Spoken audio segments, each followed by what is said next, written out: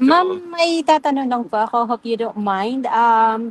Narinig po ba ni Tata yung about pagbenta niya ng bahay? Ano po Alam naging niya. reaction niya doon? Oo, alam niya.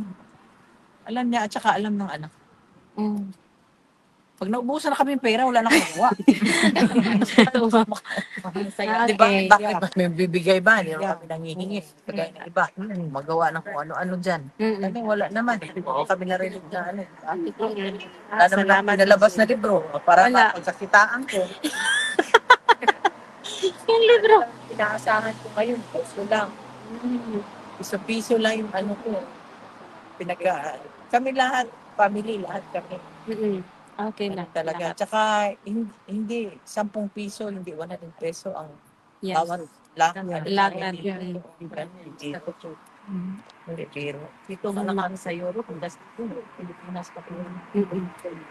Hindi biro. Ano na, pinahinhulan. Any questions? further questions? Party? Yeah. Bakasyon pa si Kitty, ma'am?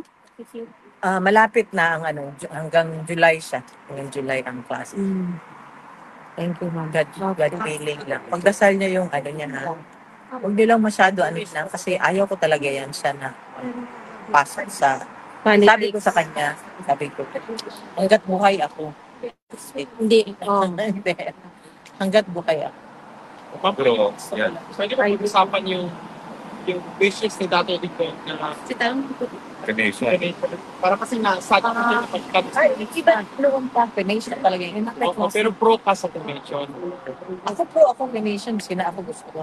Kasi mas mura yun. Hindi yun, alam ko yan, alam mo, magkano babaon sa Pilipinas ang kapila. Ay, yes. Mahal talaga. Kasi, So, pro ako dyan. Pagka Pro ako. kapatid ko ba, dito din, pinauwi na Mahal body. Expensive talaga. Noon pa yan, mayor pa yan, yan na inaano. so wish na talaga niya yun. Oo. Okay. Noon pa talaga yun.